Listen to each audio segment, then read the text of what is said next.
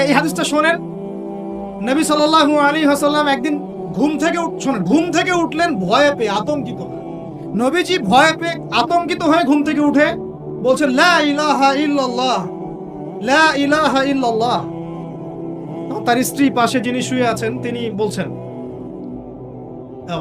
নবী সাল্লাল্লাহু আলাইহি ওয়াসাল্লাম বলছেন ওয়াইলুল লিল আরব, ওয়াইলুল লিল আরব মিন শাররি কদ ইখতারাব। আরব জাতির জন্য ধ্বংস, আরব জাতির জন্য ধ্বংস। কি ভয়ঙ্কর ফিতনা ধেয়ে আসছে ওদের দিকে, কি ভয়ঙ্কর ফিতনা ধেয়ে আসছে। এবং তিনি হাতের ইশারা করে দেখালেন এইভাবে যে আজকে, নবীজি বলছেন 1400 বছর আগের কথা, 1445 বছর আগের কথা, 1445 বছর আগে নবীজি বলেছেন আজকে, ওই সময় আজকে ইয়াজুজ আর মাজুজের যে দেয়ালের কথা মনে আছে? জুলকারনাইনের সময় দেয়াল, এই দেয়াল এতটুকু পরিমাণ খুলে দেয়া হয়েছে, এতটুকু পরিমাণ খুলে দেয়া হয়েছে 1400 কত বছর আগে। তখন তার স্ত্রী বলছেন আনুহলিক ওয়া ফিনা সালিহিন, আনুহলিক ওয়া ফিনা সালিহিন ইয়া রাসূলুল্লাহ, আমাদের মধ্যে ভালো মানুষরা থাকা সত্ত্বেও কি আমরা ধ্বংস হয়ে যাব? আপনি যে বলছেন ওয়াইলুল লিল আরব, আরবদের জন্য ধ্বংস। নবীজি বলছেন নাম হ্যাঁ, নাম হ্যাঁ, ধ্বংস হয়ে যাবে। ইযা কাসুরাতিল খাবাস, যখন নগ্নতা, বেহায়াপনা, অশ্লীলতা সমাজে রন্ধ্রে রন্ধ্রে ছড়িয়ে পড়বে, তখন আলেম জালেম সব ধ্বংস হবে। এই হাদিসটা অকাট্য হাদিস বুখারী মুসলিমের, মানে এটা সহিহ, এটা বিষয়ে কোনো সন্দেহ নেই। তাহলে নবীজি 1445 বছর আগে বলছেন যে আরবদের জন্য ধ্বংস ধেয়ে আসছে, এবং দেয়াল এভাবে খুলে দেয়া হয়েছে। কাদের দেয়াল? ইয়াজুজ আর মাজুজ। আর ইয়াজুজ আর মাজুজের সাথে আরবদের ধ্বংসকে সম্পর্কিত করা হলো না? ইয়াজুজ আর মাজুজের সাথে আরবদের ধ্বংসকে সম্পৃক্ত করা হলো এবং বেহায়াপনাকে সম্পৃক্ত করা হলো, সরি, তাই না? বুঝতে পারছেন? আরব জাতির ধ্বংসের সাথে ইয়াজুজ মাজুজকে কানেক্টেড করা হলো এবং অশ্লীলতাকে, কি বলেন, অশ্লীলতাকে কানেক্টেড করা হলো। এখন আপনি চিন্তা করে দেখেন, সারা বিশ্বে পর্নোগ্রাফি কারা ছড়িয়ে দিয়েছে? বলেন বলেন দেখি। পর্নোগ্রাফি কি বেহায়াপনা না? সমাজের ইদা কাসুরাতিল খাবাস, যখন সমাজের রন্ধ্রে রন্ধ্রে বেহায়াপনা ছড়িয়ে পড়ে নাই? মিলান, হাদিসটা মিলান। সমাজের এই মেয়েদের, এই যে ফ্যামিলিস্ট রেভলিউশন কারা ছড়িয়ে দিয়েছে? ফ্যামিলিস্ট রেভলিউশন কারা ছড়িয়ে দিয়েছে? সমাজে মেয়ে ছেলে একসাথে চলবে একই পোশাকে, কারা ছড়িয়ে দিয়েছে? সমাজে মেয়েদের বেপর্দায় চলার এই সংস্কৃতি কারা ছড়িয়ে দিয়েছে? মাদক আর সুদের সংস্কৃতি কারা ছড়িয়ে দিয়েছে? সবচেয়ে বড় কথা, free sex, open sex, free sex, জেনা, ব্যভিচার, পর্নোগ্রাফি, এগুলো কারা ছড়িয়ে দিয়েছে? এটাই ওই যে খুলে দেয়া হয়েছে। এটা আমার ব্যাখ্যা, এটা আমার বুঝ। পৃথিবীর এমন কোন রাষ্ট্র বাকি রাখে নাই তারা এগুলো ছড়াতে, এমন কোন রাষ্ট্র বাকি নেই। তাহলে সব জায়গায় ছড়িয়ে পড়বে না ইয়াজুজ মাজুজের ফিতনা? ছড়িয়ে পড়েছে। পুরো বিশ্বের ক্ষমতা একসময় মুসলিমদের হাতে ছিল, এখন আছে কি? পুরো বিশ্বের অর্থনৈতিক চালিকা শক্তি একসময় মুসলিমদের হাতে ছিল, এখন কি আছে? পুরো বিশ্বের আপনার বিজ্ঞান প্রযুক্তি বলেন, সামরিক বিষয়গুলো বলেন, সেনাবাহিনী বলেন, হ্যাঁ, রাষ্ট্রীয় কাঠামো বলেন, খেলাফা বলেন, যত বড় বড় কথা শব্দগুলো, এগুলো একসময় মুসলিমদের হাতে ছিল। কাদের হাতে ছিল? এখন কি পুরো বিশ্বের কন্ট্রোল মুসলিমদের হাতে আছে? পুরো বিশ্বের অর্থনৈতিক কন্ট্রোল আছে? পুরো বিশ্বের পলিটিক্যাল কন্ট্রোল, পুরো বিশ্বের এই যে বড় বড় অস্ত্রশস্ত্রগুলো মুসলিমদের হাতে আছে? মিডিয়াগুলা, প্রযুক্তি। তো এখন প্রেক্ষাপট তাহলে আরো বেশি জটিল। তার উপরে আবার সামাজিক ফিতনা আছে, বেপর্দার ফিতনা আছে, সমকামিতা আছে, পর্নোগ্রাফি আছে, জুয়া আছে, কিশোর গ্যাং আছে, মাদকাসক্তের সয়লাভ আছে, বেপর্দা নারীদের সয়লাভ আছে না? মিডিয়ার প্রোপাগান্ডা আছে, জুলুম আছে, কত কি আছে। এই সবকিছু মিলায় এই যুগে তো চলা আরো কঠিন কিনা? এই যুগে চ্যালেঞ্জটা আরো কঠিন কিনা? এজন্যই এরকম একটা যুগের কথা বলে নবী সাল্লাল্লাহু আলাইহি ওয়াসাল্লাম সুসংবাদ দিয়েছেন আমাদের। কি সুসংবাদ? নবীজি বলছেন ইন্না মিন ওয়ারাকুম জামানা সাবরিন, বলেন সাল্লাল্লাহু আলাইহি ওয়াসাল্লাম, তোমাদের সামনে একটা কঠিন সময় আসছে, কঠিন সময়। উদাহরণ দিতে গিয়ে নবীজি বলছেন সময়টা এমন কঠিন যে হাতের মধ্যে আগুন ধরাটা যতটা কঠিন, হাতে ঈমান ধরে রাখা অত কঠিন হবে। আগুন ধরা কঠিন না সহজ? আগুন ধরা কঠিন না সহজ? নিঃসন্দেহে কঠিন। তাহলে ঈমান ধরে রাখাটাও হবে ওই রকম কঠিন। তার মানে বুঝতে পারছি এখন আমরা যারা ঈমান নিয়ে চলাফেরা করার দাবি করছি কিন্তু ওই রকম হিট ফিল করছি না, তাহলে ঈমানও সমস্যা নাকি? আচ্ছা, নবীজি বলছে সুসংবাদ হচ্ছে ওই জামানাতে যদি তোমরা আমার সুন্নতের উপরে অটল থাকতে পারো, ভালো করে শোনেন দিনী ভাইরা, ওইরকম ফিতনাময় পরিবেশে কঠিন জামানায় যদি তোমরা আমার সুন্নত আমার আদর্শের উপরে অটল থাকতে পারো, আল্লাহ পাক তোমাদেরকে 50 জন শহীদ সাহাবীর নেকি দিবে। তাহলে আমাদের তো পথ পেয়ে গেলাম। আমরা কি এই সমাজ থেকে এখন পালিয়ে যাব, না এখানে থেকেই পরিবর্তনের চেষ্টা করব? কোনটা? ব্যাস, আমাদের কাজও পেয়ে গেলাম। এখন এই পুরো কাজ নিজে আমল করা, দিন শেখা, পরিবার, সমাজ, দিনের দাওয়াত, এই সব কিছুকে একসাথে রেখে সামনে রেখে মোটামুটি ভাবে 5টা কাজ আমাদেরকে করতে হবে। রাজি আছেন ইনশাআল্লাহ? এই 5টা হচ্ছে আলোচনার মূল বিষয়। 1 নাম্বার, তো কথা বললে ভাই অনেক কথা বলা যায়, মোটা দাগে 5টা আমাদের কর্তব্য এখন আল্লাহ পাক আমাদের সবাইকে করার তৌফিক দান করুন। 1 নাম্বার হচ্ছে দুনিয়ায় সফল হতে, পরকালে আল্লাহর রেজামন্দি হাসিল করতে এবং দ্বীন ইসলামকে আল্লাহর জমিনে বিজয়ী করতে সর্বপ্রথম আমাদের ঐক্যবদ্ধভাবে যে কাজটা করতে হবে সেটা হলো আল্লাহর দ্বীনের জ্ঞান শিখা, আল্লাহর দ্বীনের ইলম অর্জন করা। একদম মুখস্থ করে নেন আজকের লেকচার। কি অর্জন করা? ইলম অর্জন করা, দ্বীনি ইলম অর্জন করা। আপনি দুনিয়াবি ইলমে ডক্টর, ইঞ্জিনিয়ার, পাইলট, ব্যারিস্টার, জজ যাই হন, দ্বীনি ইলম অর্জন করতে হবে। আপনি যেই হন না কেন, যে কেউ হন না কেন, দ্বীনি ইলম আপনাকে অর্জন করতে হবে। কতটুকু অর্জন করতে হবে? কতটুকু? যতটুকু অর্জন করলে আমি শিরক চিনতে পারি, তাওহীদ চিনতে পারি, আমি সুন্নাত চিনতে পারি, বেদাত চিনতে পারি, আমি হালাল চিনতে পারি, হারাম চিনতে পারি, আমি হক চিনতে পারি, বাতিল চিনতে পারি, আমি ঈমান ভঙ্গের কারণ জানতে পারি, আমি ওযু, গোসল, নামাজ, ইকামত, কালিমা, আমাদের এই যে বুনিয়াদী শিক্ষা, দ্বীন ইসলামের বুনিয়াদী শিক্ষা আমাকে অর্জন করতেই হবে। রাজি আছেন ইনশাআল্লাহ? বাংলাদেশের বহু মানুষ নামাজ ঠিক মতো পড়তে জানেন, বহু মানুষ ওযু করতে জানেন, বহু মানুষ ইস্তেনজাও করতে জানেন, আর বহু মানুষ কোরআন তেলাওয়াতও করতে জানেন। কোরআন তেলাওয়াত বিশুদ্ধ করে না শিখলে আপনি আজান দিতে পারবেন না, ইকামত দিতে পারবেন না, আপনি নামাজে দাঁড়িয়ে আল্লাহু আকবার বলে সানা পড়তে, সূরা ফাতিহা পড়তে, আরেকটা সূরা মেলাতে, রুকুর তাসবিহ, সিজদার তাসবিহ, তাশাহুদ, দুরুদ, মাসুরা এগুলো শুদ্ধ করে পড়তে পারবেন না। আর শুদ্ধ করে যদি না পড়েন অর্থ বিকৃত হয়ে যাবে প্রচুর। মানে আমরা তো নামাজকে কি যে বানিয়ে ফেলেছি, আল্লাহ মাফ করুন, সুবহানাল্লাহ। মানে নতুন নতুন কত শব্দ বের করে ফেলেছি নামাজের মধ্যে। একটু অর্থের পার্থক্যের কারণে ঈমান কুফরের মতো অবস্থা চলে আসতে পারে। বিশুদ্ধ করে তাজবিদ সহকারে কোরআন তেলাওয়াত করা শিখতে হবে প্রথমে। আপনাকে মাদ্রাসায় যেতে হলে যাবেন, মক্তবে যেতে হলে যাবেন, প্রয়োজনে টিচারকে বাসায় নিয়ে এসে যদি পড়তে পারেন পড়েন, যেভাবে হোক আপনাকে কোরআন তেলাওয়াত শিখতেই হবে। আল্লাহ পাক তৌফিক দান করুন। আমরা নামাজের মধ্যে বলছি আলহামদুলিল্লাহ, আলহামদুলিল্লাহ রাব্বিল আলামিন। কি এটা? এটা কি পড়লেন? মন্ত্র? আলহামদুলিল্লাহ রাব্বিল আলামিন কি? আলহামদুলিল্লাহ। এই যে আলহামদু শব্দটা সঠিক করে উচ্চারণ করতে পারছেন অনেক। আলহামদু মানে সমস্ত প্রশংসা আল্লাহর জন্য। আলহামদুলিল্লাহ সমস্ত প্রশংসা। আলহামদুলিল্লাহ কি? আলহামদুলিল্লাহ মানে সমস্ত নিন্দা আল্লাহর জন্য। নাউযুবিল্লাহ। আমার কথা কি বিশ্বাস করছেন না? ওলামায়ে কেরামকে জিজ্ঞাসা করেন। কুল হু আল্লাহু আহাদ এটা কি? কুল হু আল্লাহু আহাদ মানে কি? তো কুল মানে খাও, কুল মানে কি? কুল হু আল্লাহু আহাদ, বলুন তিনি আল্লাহ এক। শব্দের অর্থ আছে তো? জি আছে। এখানে পেশাব করিবেন না, করিলে এত টাকা জরিমানা। কমাটা যদি নায়ের পরে নিয়ে বসাই তাহলে এখানে প্রসাব করিবেন, না করিলে আপনারা কি মনে করেন যে আরবির এরকম সিকোয়েন্স নাই?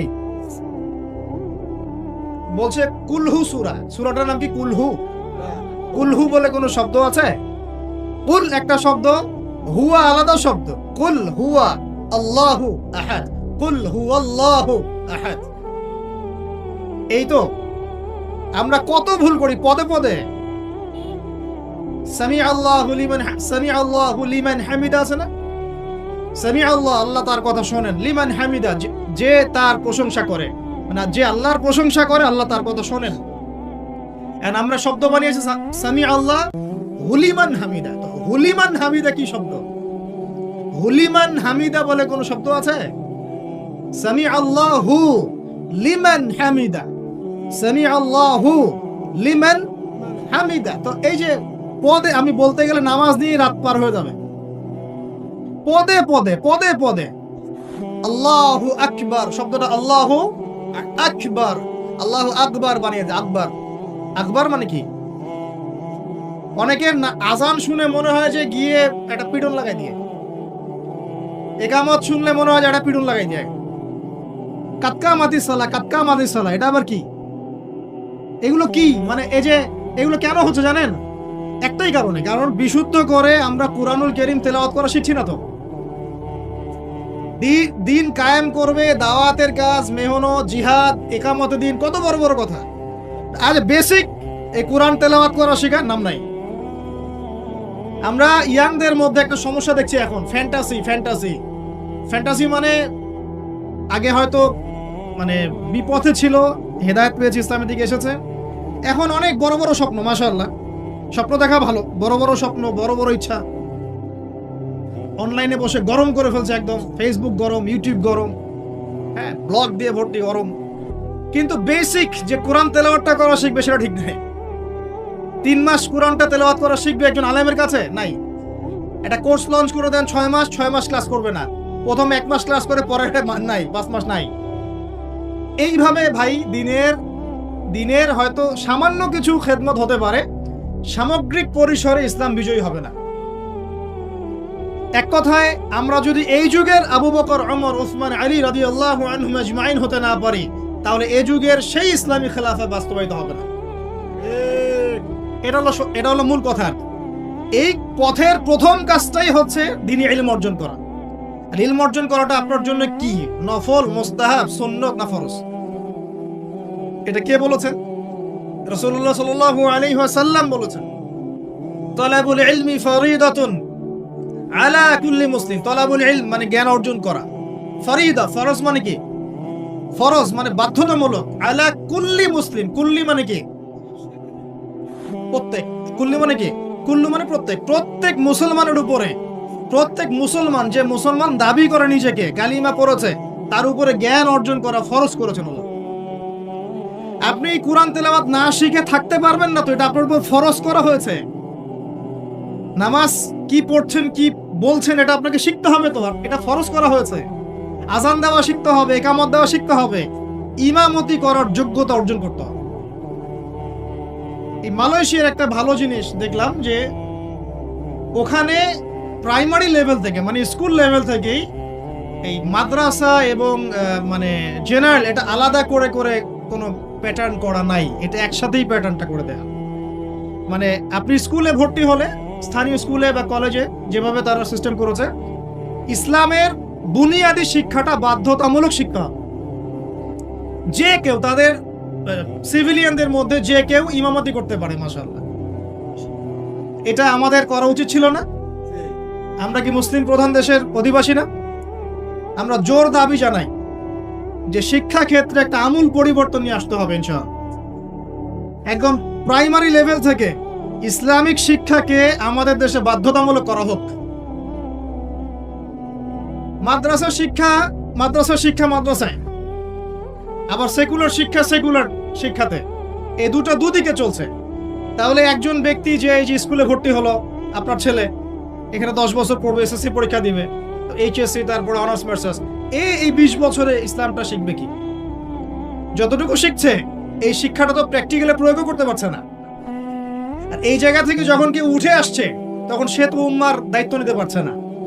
তাহলে ব্যাপারটা কি এমন যে আমরা এদিকে শুধু দুনিয়ার চর্চা করব আর মাদ্রাসা লাইনে যারা পড়ে তারা দিনের চর্চা করবে? দিন চর্চা করার, দিন পালন করার, প্রচার প্রসারের আমাদের কোনো অধিকার নাই? তাহলে এই শিক্ষাটা অর্জন করলে কি আমরা কি সবাই কি খারাপ হয়ে যাব? আমরা ইসলামিক শিক্ষা শুরু থেকে দেওয়ার চেষ্টা করি বাচ্চাদেরকে, প্রাইমারি লেভেল থেকে, আমাদের বাচ্চারা কি নষ্ট হয়ে যাবে? এই জিনিসটা আল্লাহ পাক আমাদের সমস্ত ঊর্ধ্বতন কর্তৃপক্ষদেরকে বোঝার তৌফিক দান।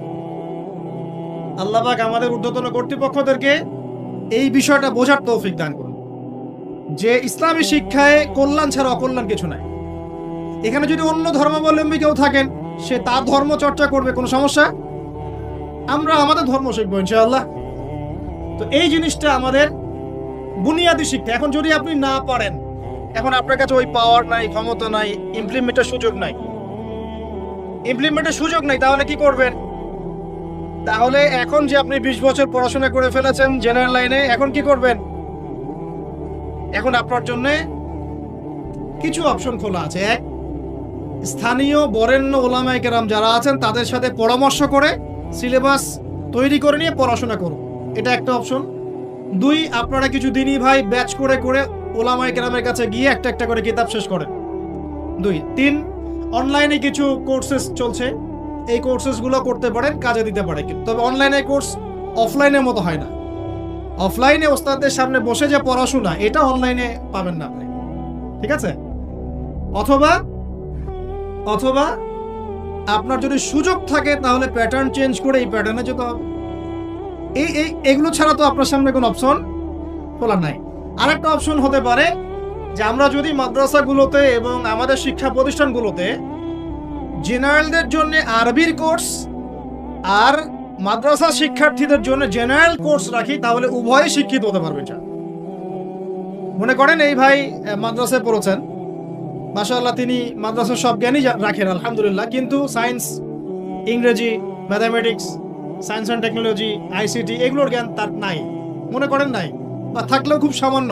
এই সামান্যটা দিয়ে তিনি বিশ্বকে ডিল করতে পারছেন না, বিশ্বের চ্যালেঞ্জ মোকাবেলা করতে পারছেন। তাহলে এই ভাই যদি 6 মাস 1 বছরের এই কোর্সগুলো করতে পারে, জেনারেল ডিপ্লোমা কোর্স, তাহলে তিনি উপকৃত হবেন কিনা? তাহলে তার জন্যই রাস্তা। আর এক ভাই মনে করেন যে ইউনিভার্সিটি শেষ করেছেন, 20 বছর পড়াশোনা করে ফেলেছেন, কিন্তু তিনি 20টা সূরা শিখতে পারেন নাই, নামাজ শিখতে পারেন নাই, ওযু শিখতে পারেন নাই। এখন এই ভাইকে কি করবেন? এই ভাইকে ইসলামিক কিছু ডিপ্লোমা কোর্সের আওতায় আনতে হবে, এনে অফলাইন বা অনলাইনে শিক্ষা দিয়ে তাকেও মানুষ করে গড়ে তুলতে হবে। এই তো যদি আমরা চিন্তা করি, আমরা চিন্তা করতে হবে আমাদেরকে জাতি নিয়ে, বড় বড় কথা বললে হবে না তো। যুব সমাজের এখন যে অবস্থা, আপনি সামনে একটা ভয়ঙ্কর বিকলাঙ্গ যুব সমাজ দেখতে পারো। মস্তিষ্ক বিকৃত হয়ে গেছে এদের মোবাইল ফোন দিয়ে। মোবাইল ফোন, পর্নোগ্রাফি, মেয়েদের ফিতনা, হারাম অ্যাফেয়ার্স, মাদক, জুয়া, টিকটক, এই করতে করতে এদের মস্তিষ্কর সুস্থতা নষ্ট হয়ে গেছে। আল্লাহর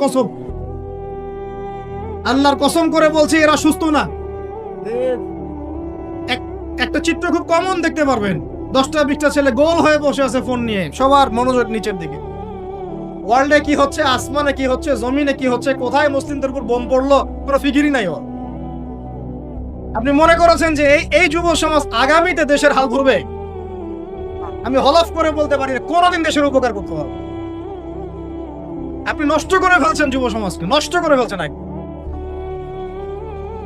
এদেরকে সুস্থতার দিকে নিয়ে আসতে হলে ইসলামী শিক্ষার কোনো বিকল্প নাই, নামাজের কোনো বিকল্প নাই। এদেরকে সামাজিক কাজে লাগিয়ে দিতে হবে, সোশ্যাল কাজে, সামাজিক উন্নয়নমূলক কাজে, এই যে মানবতা সেবামূলক কাজে, প্র্যাকটিক্যাল কিছু কাজে। কিছু বানাও, কিছু করো, সায়েন্স নিয়ে ঘাটাঘাটি করো, কিছু প্রযুক্তি উদ্ভাবন করো, তোমরা কিছু করো। দেখেন আমরা যত কিছু ব্যবহার করি সবকিছু কিন্তু ইহুদি খ্রিস্টানদের। এই যে আমি যে মাইকে কথা বলছি, মাইকে ইসলামের বড় বড় কথা বলছি, এই মাইকটাও দেখা যাবে যে মুসলমান তৈরি করে নাই। তাহলে এটা কি কাম্য ছিল? আর এই বিশ্বের যত শিক্ষার বুনিয়াদ, এই বুনিয়াদী শিক্ষা দিয়েছে মুসলিমরা। বিশ্বাস না করলে খালি আপনি 1200 বছর ইতিহাসটা পড়ে দেখেন। ইবনে সিনার নাম শুনেছেন? চিকিৎসা বিজ্ঞান দাঁড়িয়ে আছে ইবনে সিনার উপরে, নাম শুনে নেই? জাবির ইবনে হাইয়ানের নাম শুনেছেন? এই কেমিস্ট্রি না থাকলে আপনি ওষুধ তৈরি করতে পারবেন না। কেমিস্ট্রি না থাকলে কি পারবেন না?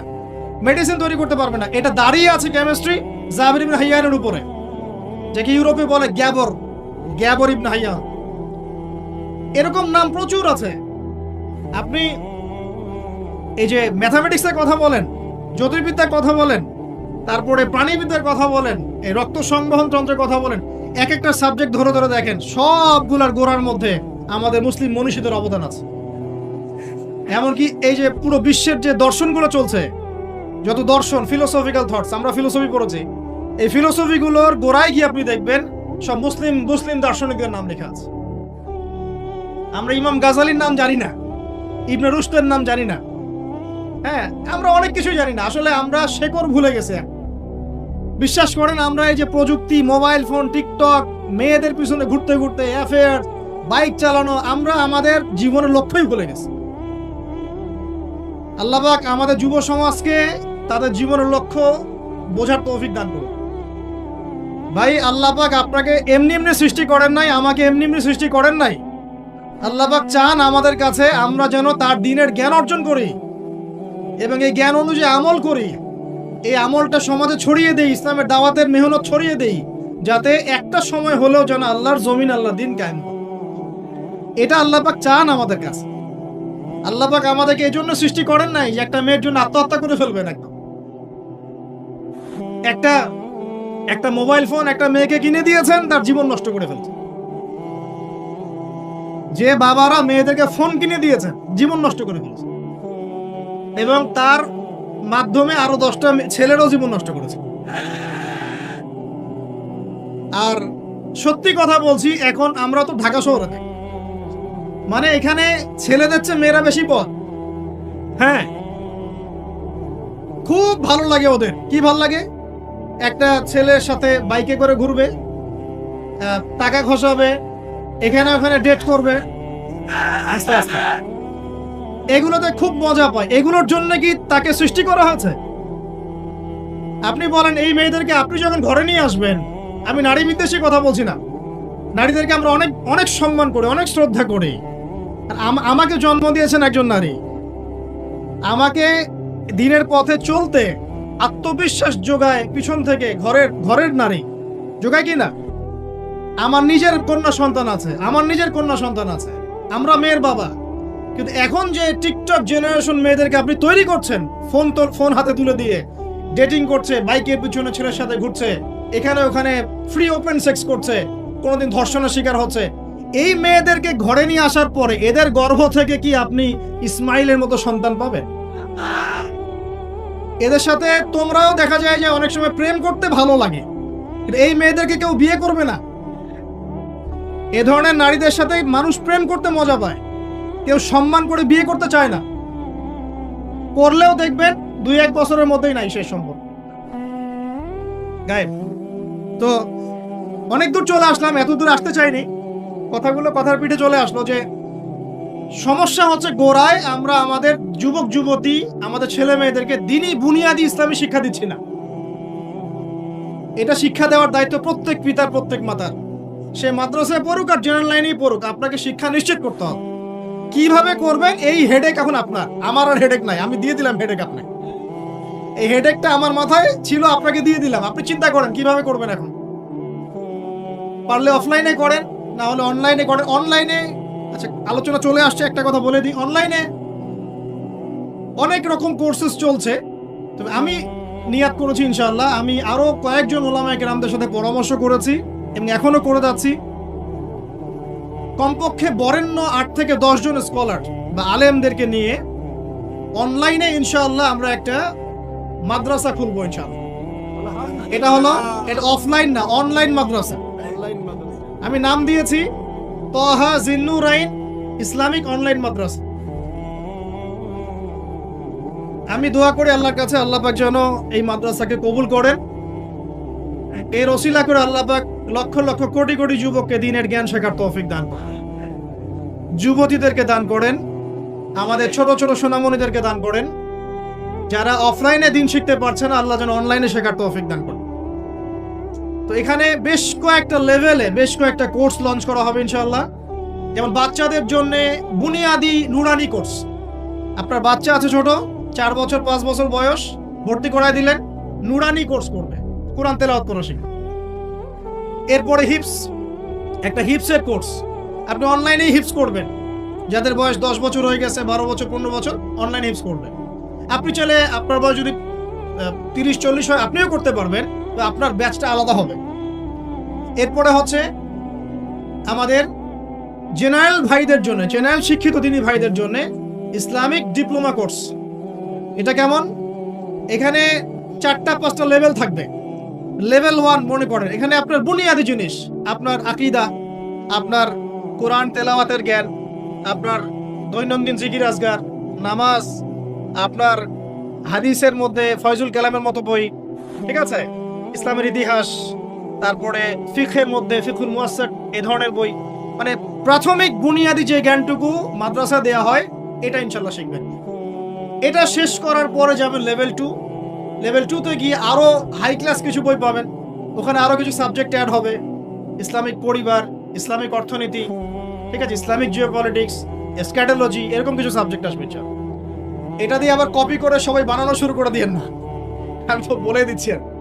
আর বানালে আলহামদুলিল্লাহ কোনো সমস্যা নাই, এটাও দিনের খেদমত হবে ইনশাআল্লাহ। একজনকে দেখে যদি আরো 10 জন শিখে সমস্যা, কোনো সমস্যা? এভাবে লেভেল 3 তে গিয়ে আপনি মাদ্রাসায় যেগুলো নাহু, হেদায়াতুন নাহু, হেদায়া কুদুরি, এই ধরনের বইগুলো পড়ানো হয়, এগুলো শিখবেন ইনশাআল্লাহ। শেষ লেভেলে গিয়ে আপনি জালালাইনের মতো তাফসীর শিখবেন ইনশাআল্লাহ। মানে একজন মৌলানা সাহেব বলতে বোঝাচ্ছি, আমি তো আপনাকে ফকিহ বা মুফতি বা মুহাদ্দিস এরকম লেভেলের কথা বলছি না। একজন আলেম, একজন জাননেওয়ালা, বুঝওয়ালা মানুষ যতটুকু দিনের জ্ঞান অর্জন করেন ইনশাআল্লাহ, এই জ্ঞানটুকু আপনি লেভেল 1, 2, 3, 4, 5 এভাবে আপনি অর্জন করবেন ইনশাআল্লাহ।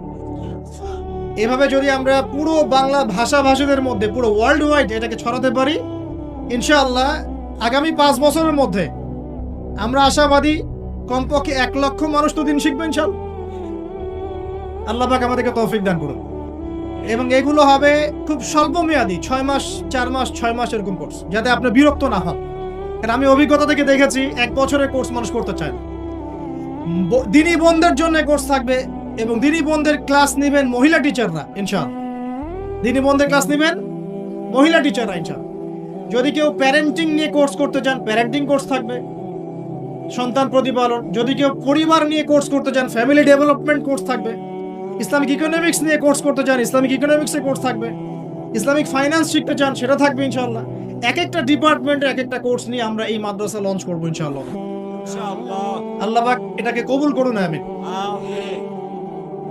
এবং এর পাশাপাশি এই সিলেবাসগুলো আমি নিয়াত করেছি উন্মুক্ত করে দিব।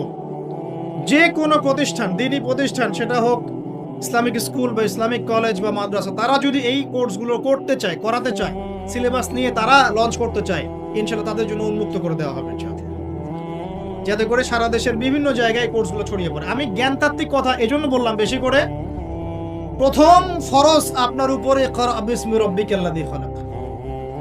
এখন চিন্তা করেন, হেরা গুহায় নবী সাল্লাল্লাহু আলাইহি ওয়াসাল্লাম বসে আছেন, জিবরাইল আলাইহিস সালাম এসে তার সামনে প্রথম যে আয়াতটা ওহী করলেন, সেই আয়াতটা নামাজের আয়াত ছিল না, সেই আয়াতটা যাকাতের আয়াত ছিল না, সেই আয়াতটা রোজা রাখো আয়াত ছিল না, এমনকি মূর্তি পূজা করো না এমনও ছিল না। কি ছিল ভাই? ইকরা, আপনি পড়ুন, আপনি পড়ুন, হে নবী আপনি পড়ুন। নবীজি কিন্তু পড়তে জানতেন না, আপনারা জানেন কি? নবী সাল্লাল্লাহু আলাইহি ওয়াসাল্লাম কিন্তু লিখতে পড়তে জানতেন না। আল্লাহ পাক এমন একজন মানুষকে সুবহানাল্লাহ শেষ নবী করেছেন, যিনি লিখতে জানতেন না, পড়তে জানতেন, যাতে কাফেররা এই অপবাদ দিতে না পারে তুমি আগের কিতাবগুলো থেকে দেখে দেখে লিখে নিয়ে আসছো। সুবহানাল্লাহ, আল্লাহু আকবার। তো নবী সাল্লাল্লাহু আলাইহি ওয়াসাল্লাম বলেন, মা নবী ক্বারি, আমি তো পড়তে জানি না। তিনি কি বলছেন? সহিহ বুখারী খুলে দেখেন, দ্বিতীয় হাদিসটা, মা নবী ক্বারি, আমি তো পড়তে জানি না। তারপরেও জিবরাইল আলাইহিস সালাম বলেন, ইকরা, আপনি পড়ুন, বিসমি রাব্বিকাল্লাযী খালাক, আপনার রবের নামে যিনি আপনাকে সৃষ্টি করেছেন। সুবহানাল্লাহ। সর্বপ্রথম এই জ্ঞানতাত্ত্বিক বিপ্লব হয়েছে মক্কার মাটিতে, তখনই আবু বকর, ওমর, ওসমান, আলীর মতো সাহাবী তৈরি হয়েছে।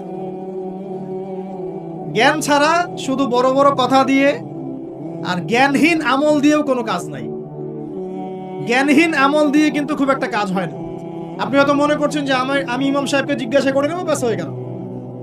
কিন্তু জ্ঞান অর্জন করে আমল করার যে স্বাদ আর জ্ঞানহীন আমলের স্বাদ কখনো এক না। শুধু একটা হাদিস শোনা যান যে মেসওয়াক মেসওয়াক মেসওয়াক করি আমরা, যে দাঁত ব্রাশ করি, মেসওয়াক করি, যে ব্যক্তি মেসওয়াক করে এটা আল্লাহর কাছে অনেক বেশি পছন্দের। আল্লাহ পাক ভালোবাসেন মেসওয়াক করনেওয়ালাকে। এটা যখন আপনি জানলেন, এরপর যখন আপনি ব্রাশ করতে যাবেন, মেসওয়াক করতে যাবেন, আমলে স্বাদ পাবেন, পাবেন না? ওযু করলে গোনাগুলো ঝরে যায়, কারণ আপনি জানলেন যে ওযু করলাম, আমার অঙ্গ দিয়ে গোনা ঝরে যাচ্ছে, এটা ফিল করে ওযু করলে স্বাদ পাবেন। নামাজে দাঁড়িয়ে আছেন, নামাজের প্রত্যেকটা শব্দ যদি আস্তে আস্তে পড়েন, ধীরে ধীরে অর্থগুলো বোঝার চেষ্টা করেন, নামাজের স্বাদ পাবেন। শুধু হাতটা তুলে শেষ রাতে আল্লাহকে বললেন যে আল্লাহুম্মা আতিনা ফিদ দুনিয়া হাসানা ওয়া ফিল আখিরাতি হাসানা ওয়া কিনা আযাবান নার। আল্লাহ, আমাদেরকে দুনিয়াতে আপনি কল্যাণ দেন এবং পরকালেও কল্যাণ দেন। আল্লাহ, আমাদেরকে জাহান্নামের আগুন থেকে বাঁচান। এই যে ফিলিংস, এটা আপনি না বুঝে পড়লে পাবেন। না বুঝে পড়লে একটা চর্চা, প্র্যাকটিস হয়, কিন্তু রুহানিয়াত আসে না। তো প্রিয় দিনী ভাইরা, এই জন্য শিক্ষা, জ্ঞান, দ্বীনি ইলম অর্জন সবার আগে। আল্লাহ পাক আমাদের সবাইকে দ্বীনি ইলম অর্জনের তৌফিক দান করুন। অনলাইন মাদ্রাসা খুললে ভর্তি হবেন তো ইনশাআল্লাহ? আচ্ছা, আরো বড় বড় চমক আসবে ইনশাআল্লাহ। এমন কিছু স্কলারের চেহারাও ইনশাআল্লাহ দেখবেন, যাদের ওয়াজ শোনার জন্য আপনি লক্ষ টাকা দিয়ে ভাড়া করে হেলিকপ্টারে নিয়ে আসেন। ইনশাআল্লাহ ইনশাআল্লাহ। আল্লাহ পাক আমাদের দ্বীনি খেদমতগুলো কবুল করুন। আমি 1 নাম্বার আলোচনা শেষ। 2 নাম্বার আলোচনা করলে এক দিয়ে শেষ হয়ে যাবে রাত। শিখলাম কি? দ্বীনি ইলম অর্জন করতেই হবে, এটা নফল মুস্তাহাব কিছু নয়। এটা কি? যেভাবে পারেন সেভাবে করবেন। রাজি আছেন ইনশাআল্লাহ? নিয়াত করতে পারি যে আগামী 1 বছরের মধ্যে, 1 বছর সময় দিলাম, আগামী 1 বছরের মধ্যে আমরা কোরআন বিশুদ্ধ করে তেলাওয়াত করা শিখব ইনশাআল্লাহ। শুধু তাই না, যারা কোরআন তেলাওয়াত করতে জানে, 1 বছরের মধ্যে কোরআনের শুরু থেকে শেষ পর্যন্ত, আলিফ লাম মিম থেকে মিনাল জিন্নাতি ওয়ান নাস পর্যন্ত অন্তত একবার পুরো খতম দেব ইনশাআল্লাহ। আর যারা আরো ভালো পড়তে পারি, দ্রুত পড়তে পারি বা হাফেজে কোরআন আছি, 1 বছরের মধ্যে আলিফ লাম মিম থেকে মিনাল জিন্নাতি ওয়ান নাস অন্তত একবার যে কোনো একটা তাফসীর বা অনুবাদ পড়ে দেখব ইনশাআল্লাহ। পারা যাবে ইনশাআল্লাহ? একটা তাফসীর বাসায় কিনবেন, মাস্ট বি। যারা বিগিনার, মানে নতুন শিখছেন, নতুন পড়া শিখছেন, তারা কিনবেন মারিফুল কোরআন। কি কিনবেন? এগুলো কিন্তু ভাই ওয়াজ না, এটা আপনার সাজেশন। ওয়াজ করলে সুর করে অনেক ওয়াজ করা যায় কি না? এই কথাগুলো আপনার জীবনে কাজে দিবে ইনশাআল্লাহ, সারা জীবন কাজে দিবে ইনশাআল্লাহ। যারা বিগিনার, মানে আপনি শুরু করেছেন প্রথম, বড় বড় বই আগে ধরতে যাবেন না, আগে মানে নিচু লেভেলের বইগুলো, নিচু লেভেল বলতে সহজ বইগুলো আগে পড়বেন। প্রথম পড়বেন তাফসীর পড়তে গেলে মারিফুল কোরআন। যারা বিগিনার, যারা অনেক পড়াশোনা করছেন, চর্চা করছেন, ভালো কোন তাফসীর পড়বো ফিক্স করতে পারছেন না, 2টো তাফসীর বলুন। এক হচ্ছে তাফসীর ইবনে কাসির, এটা পড়তে পারেন, হাদিস দিয়ে করা আছে তাফসীরটা। অথবা আমার সবচেয়ে ফেভারিট তাফসীর, সেটা হলো তাফসীরে জালালাইন। তাফসীরে, এটা রহমতের বৃষ্টি, চিন্তা করেন না। কিসের বৃষ্টি? বদরের যুদ্ধের আগের রাত্রে বৃষ্টি হয়েছে। বদরের যুদ্ধের আগের রাত্রে কি হয়েছে? ওই বৃষ্টির সম্পর্কে আল্লাহ পাক বলেছেন, এটা হলো রহমতের বৃষ্টি, যাতে তোমাদের কলব শক্ত হয়। আর আমাদের হাতে এখন 15-20 মিনিট সময় আছে, আমরা গুটিয়ে নিব। তো তাফসীর কোনটা পড়বেন বিগিনাররা? তাফসীরে মারিফুল কোরআন, ঠিক আছে, বাংলা অনুবাদ আছে। আর যারা একটু স্টাডি করেন বেশি, তারা পড়বেন ইবনে কাসির এবং জালালাইন। জালালাইনটা সবচেয়ে মজা পাবেন, স্বাদ পাবেন, অনেক কিছু আছে এর মধ্যে। জালালাইনের মধ্যে এত রস আছে, এত নূর আছে, মারিফত আছে, যেটা আমি অন্য তাফসীরে পাই না। আল্লাহ পাক লেখককে জান্নাতুল ফেরদাউস দান করুন। 2জন সংকলন করেছেন। তো এরপরে আমরা ইলম অর্জনের পরে দ্বিতীয় যে কাজটা করা দরকার, পুরো গ্লোবাল প্রেক্ষাপটে, উম্মার জন্য, ব্যক্তিগত পর্যায়ে, সব ক্ষেত্রে দ্বীনের স্বার্থে, সেটা হলো ইলম অনুযায়ী আমল করতে হবে। ইলম অনুযায়ী আমল শুরু হবে ভাই আগামীকাল থেকে না, আজকে রাত থেকে ইনশাআল্লাহ। আগামীকাল থেকে আমল না, এখন থেকে আজকে রাত থেকে আমল ইনশাআল্লাহ। এই রাতের আমল কি?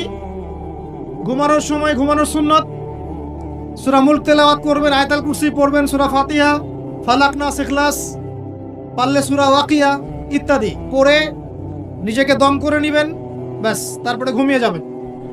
ঘুমানোর সময় আল্লাহুম্মা বিসমিকা আমুতু ওয়া আহইয়া, এই সময় দোয়া কবুল হবে। বৃষ্টির সময় কি হয়?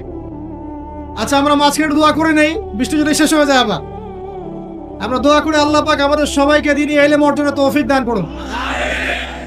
আমাদের সবাইকে আল্লাহ পাক দ্বীনি ইলম অনুযায়ী বেশি বেশি আমল করার তৌফিক দান করুন। আল্লাহ পাক বক্তা শ্রোতা সবাইকে, খাস করে আমাদের যুব সমাজকে আল্লাহ পাক লম্বা নেক হায়াত দারাজ করুন। আল্লাহ পাক আমাদের সবাইকে আদর্শ পরিবার করে দিন। আমাদের সন্তানদেরকে আল্লাহ পাক মানুষ করার তৌফিক দান করুন। আমাদেরকে আল্লাহর ঘর জিয়ারতের তৌফিক দান করুন। আল্লাহ পাক আমাদের সবাইকে দিন রাত দাওয়াতের কাজ করার তৌফিক দান করুন। আল্লাহ পাক আমাদের সবার মধ্যে যে অসুস্থতাগুলো আছে সমস্ত অসুস্থতা আল্লাহ দূর করে দিন। আল্লাহ পাক আমাদের হায়াতে রিজিকে বরকত দান করুন।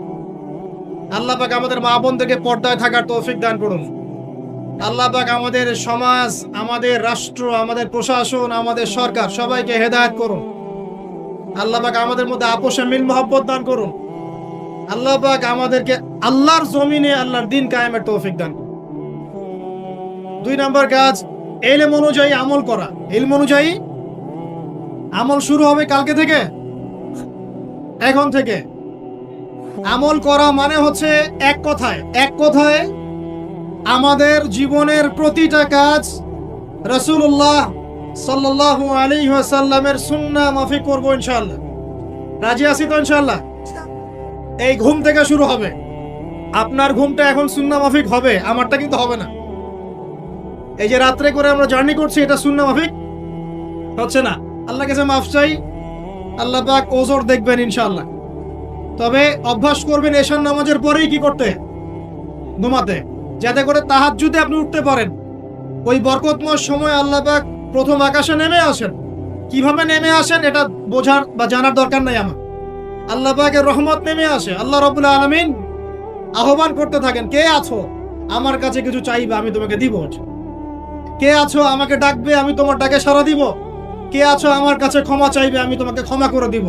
আমরা তখন ঘুম, মাশাআল্লাহ। কারণ আমরা টিকটক চালিয়েছি 3টা পর্যন্ত, ফেসবুক ইউটিউবিং করেছি 2:30 3টা পর্যন্ত। শেষ রাত্রে আল্লাহ পাক যখন নেমে আসে আহ্বান করেন, নাফরমান গাফেল বান্দা আমরা ঘুমিয়ে থাকি। আস্তাগফিরুল্লাহ। অথচ ওই সময়ে যে দোয়াই করা হবে আল্লাহ কবুল করবেন ইনশাআল্লাহ। আমাদের দোয়ার অভাব, কত দোয়া, কত চাওয়ার জন্য হুজুরের কাছে আসতে হয় না। চাওয়ার জন্য শেষ রাত্রে জায়নামাজে দাঁড়িয়ে যান, আল্লাহ কবুল করবেন ইনশাআল্লাহ।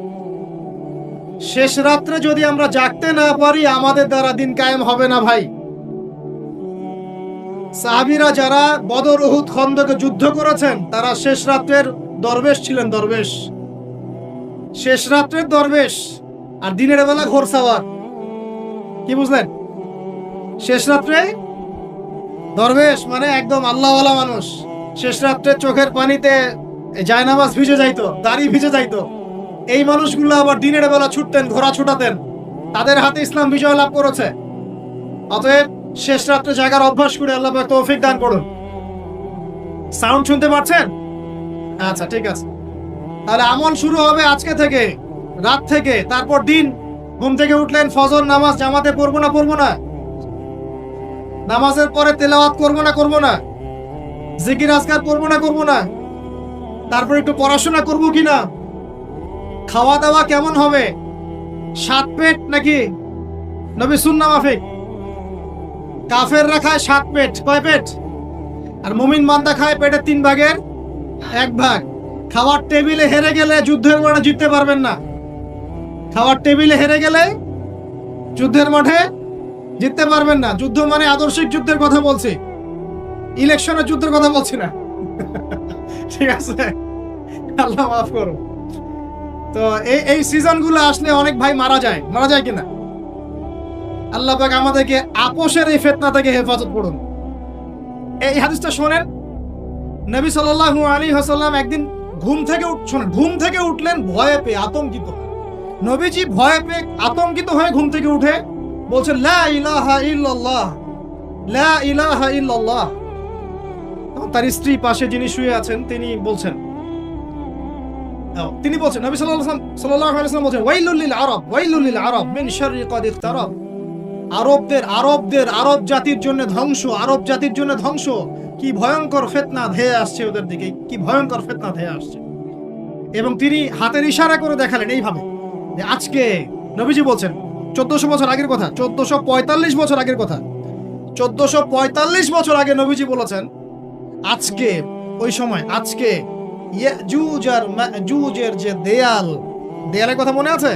জুলকারনাইনের সময় দেয়াল, এই দেয়াল এতটুকু পরিমাণ খুলে দেয়া হয়েছে, এতটুকু পরিমাণ খুলে দেয়া হয়েছে 1400 কত বছর আগে।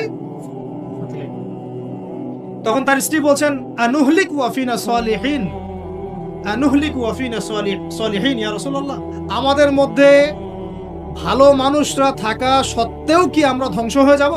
আপনি যে বলছেন ওয়াইলুল লিল আরব, আরবদের জন্য ধ্বংস। নবীজি বলছেন নাম, হ্যাঁ নাম, হ্যাঁ ধ্বংস হয়ে যাবে। ইদা কাসুরাতিল খাবাস, যখন নগ্নতা, বেহায়াপনা, অশ্লীলতা সমাজে রন্ধ্রে রন্ধ্রে ছড়িয়ে পড়বে, তখন আলেম জালেম সব ধ্বংস হয়। এই হাদিসটা অকাট্য হাদিস বুখারী মুসলিমের, মানে এটা সহিহ, এটা বিষয়ে কোনো সন্দেহ নেই। তাহলে নবীজি 1445 বছর আগে বলছেন যে আরবদের জন্য ধ্বংস ধেয়ে আসছে, এবং দেয়াল এভাবে খুলে দেয়া হয়েছে। কাদের দেয়াল? ইয়াজুজ আর মাজুজ। আর ইয়াজুজ আর মাজুজের সাথে আরবদের ধ্বংসকে সম্পর্কিত করা হলো না? ইয়াজুজ আর মাজুজের সাথে আরবদের ধ্বংসকে সম্পৃক্ত করা হলো এবং বেহায়াপনাকে সম্পৃক্ত করা হলো, সরি, তাই না? বুঝতে পারছেন? আরব জাতির ধ্বংসের সাথে ইয়াজুজ মাজুজকে কানেক্টেড করা হলো এবং অশ্লীলতাকে, কি বলেন, অশ্লীলতাকে কানেক্টেড করা হলো। এখন আপনি চিন্তা করে দেখেন, সারা বিশ্বে পর্নোগ্রাফি কারা ছড়িয়ে দিয়েছে? বলেন বলেন দেখি। পর্নোগ্রাফি কি বেহায়াপনা না? সমাজের ইদা কাসুরাতিল খাবাস, যখন সমাজের রন্ধ্রে রন্ধ্রে বেহায়াপনা ছড়িয়ে পড়ে নাই? মিলান, হাদিসটা মিলান। সমাজের এই মেয়েদের এই যে ফ্যামিলিস্ট রেভলিউশন কারা ছড়িয়ে দিয়েছে? ফ্যামিলিস্ট রেভলিউশন কারা ছড়িয়ে দিয়েছে? সমাজে মেয়ে ছেলে একসাথে চলবে একই পোশাকে, কারা ছড়িয়ে দিয়েছে? সমাজে মেয়েদের বেপরদায় চলার এই সংস্কৃতি কারা ছড়িয়ে দিয়েছে? মাদক আর সুদের সংস্কৃতি কারা ছড়িয়ে দিয়েছে? সবচেয়ে বড় কথা, free sex, open sex, free sex, জেনা, ব্যভিচার, পর্নোগ্রাফি, এগুলো কারা ছড়িয়ে দিয়েছে? এটাই ওই যে খুলে দেয়া হয়েছে। এটা আমার ব্যাখ্যা, এটা আমার বুঝ। পৃথিবীর এমন কোন রাষ্ট্র বাকি রাখে নাই তারা এগুলো ছড়াতে, এমন কোন রাষ্ট্র বাকি নেই। তাহলে সব জায়গায় ছড়িয়ে পড়বে না ইয়াজুজ মাজুজের ফিতনা? ছড়িয়ে পড়েছে। আল্লাহ পাক আমাদেরকে হেফাজত করুন, আমিন। আমাদের সংস্কৃতি নিয়ে আমরা বুক ফুলে বাঁচবো ইনশাআল্লাহ, আমাদের সংস্কৃতি নিয়ে আমরা চলবো ইনশাআল্লাহ। আমাদের কোরআন আছে, হাদিস আছে, আমাদের নবী আছেন, আমাদের সাহাবীরা আছেন, আমাদের দ্বীন আছে ইনশাআল্লাহ। আমাদের অন্য কাউকে প্রয়োজন আছে? এই যে প্রযুক্তিগত কথাগুলো বললাম, একটু মাথা খাটান, এগুলো আমরাই তৈরি করতে পারবো ইনশাআল্লাহ। সব ঢেলে সাজানো যাবে ইনশাআল্লাহ তাআলা। আল্লাহ পাক আমাদেরকে বোঝার তৌফিক দান করুন। তাহলে 1 নাম্বার কি বলেছিলাম ভাই? ইলম অর্জন। 2 নাম্বার ইলম অনুযায়ী আমল। আর এই আমলটা কি শুধু ব্যক্তি জীবনে না জীবনের সব ক্ষেত্রে? আল্লাহ কবুল করুন। 3 নাম্বার নিজের পরিবারের যত্ন নিন। নিজের ইলম অর্জন করেছেন, আমল করছেন, এখন অনেক বড় বড় কথা অনেকে বলবে, আগে পরিবার ঠিক করেন। আগে কি করবেন? ব্যাস, পরিবার বলতে আপনার স্ত্রী সন্তান। কারণ বাবা মাকে দাওয়াত দেওয়া যাবে, বাবা মাকে গালমন্দ করা যাবে না, বকাঝকা করা যাবে না। বাবা নামাজ পড়েন, আপনি কি মাইর দিতে পারবেন? মা নামাজ পড়েন, আপনি কি মাইর দিতে পারবেন? পারবেন। তবে এই যুগে কিছু হতভাগা আছে, এরা বাপ মাকেও গায়ে হাত তোলে না। এই যুগে এমন কিছু হতভাগা ছেলে মেয়ে জন্ম হয়েছে, আল্লাহ মাফ করুন, এরা পিতা মাতার সাথেও কি জঘন্য আচরণ করে। পিতা মাতা দোয়া নিবেন, যাদের সাথে পিতা মাতা দোয়া থাকে জীবনে সফল হবে ইনশাআল্লাহ। যার সাথে পিতা মাতার দোয়া নাই, অবস্থা খারাপ, অবস্থা খারাপ। আল্লাহ মাফ করুক আমাদেরকে। এখন পরিবার বলতে আপনার স্ত্রী সন্তান প্রথম প্রায়োরিটি পাবে। আর পিতামাতাকে আপনি দাওয়াত দিবেন, নসিহত করে বোঝানোর চেষ্টা করবেন। আপনার সন্তান যদি 10 বছর বয়সে নামাজ না পড়ে, তখন তাকে আপনি পিটাতে পারবেন, কিন্তু আপনি বাবাকে মারবেন পারবেন? আর পরিবারের কিছু বিষয় এটা আপনি পাবেন প্যারেন্টিং বইয়ের মধ্যে। আর আল্লামা তাকি ইসমানি দামাত বারাকাতুহু শাইখের একটা কিতাব আছে, ইসলাম ও পারিবারিক জীবন। ইসলাম ও পারিবারিক জীবন, এই বইটা পড়লে আপনি অনেক কিছু জানতে পারবেন। আমি ডিটেলস বলে দেওয়ার সময় পাচ্ছি না আজকে। এক কথায় পরিবারের মধ্যে তাওহীদ থাকবে, শিরক থাকবে না, ঠিক আছে? পরিবারের মধ্যে সুন্নতের চর্চা থাকবে, কোনো বেদাত থাকবে না। পরিবারে হালাল রিজিক থাকবে, কোনো হারাম ঢুকবে না। পরিবারের বিয়ে করব যখন দিনদারিতা দেখে মেয়ে চুজ করব, সৌন্দর্য শ্বশুরের টাকা পয়সা দেখে নয়। হ্যাঁ, সৌন্দর্য থাকতে পারে, সৌন্দর্য থাকলে নূরুন আলা নূর, আরো ভালো। কিন্তু যদি মেয়েটা এই যে আমাদের এখনকার সুন্দরী বলতে আপনারা যাদেরকে বোঝেন, নাম নিচ্ছি না, তাদের মতো সুন্দরী নাও হয়, মন খারাপ করার কিছু নাই। এগুলো সব আর্টিফিশিয়াল সুন্দর। কি সুন্দর? আসল সৌন্দর্য হচ্ছে কলবে। আসল সৌন্দর্য কোথায়? কলবে। আর তাদের কাছে যা আছে আপনার স্ত্রীর কাছে তাই আছে। এমন এক্সট্রাঅর্ডিনারি কিছু নাই ওদের কাছে। যা আপনার স্ত্রীর কাছে আছে তা তাদের কাছে সেম জিনিস, সেম। এখানে এত বেশি লোভনীয় হওয়ার কিছু নাই। পর্নোগ্রাফি দেখতে দেখতে মানুষের মাথাটা এমন নষ্ট হয়ে গেছে, নিজের স্ত্রীকে এখন আর ভাল লাগে না, মানুষের বউকে ভাল লাগে, তাই না? এটার একমাত্র কারণ পর্নোগ্রাফি দেখা। যারা পর্নোগ্রাফিতে আসক্ত, আল্লাহ পাকের কাছে তওবা করবেন, বের হয়ে আসবেন, না হলে আপনি জীবনে কখনো সুখী হতে পারবেন না। আপনি মন থেকে কখনো কনফিডেন্ট থাকতে পারবেন না, সুখী হতে পারবেন না। আল্লাহর সামনে দাঁড়ায় চোখের পানি ফেলতে পারবেন না, চোখটা নষ্ট হয়ে গেছে। তো আল্লাহ পাক আমাদের যুবক ভাইদেরকে পর্ন থেকে হেফাজত করুন।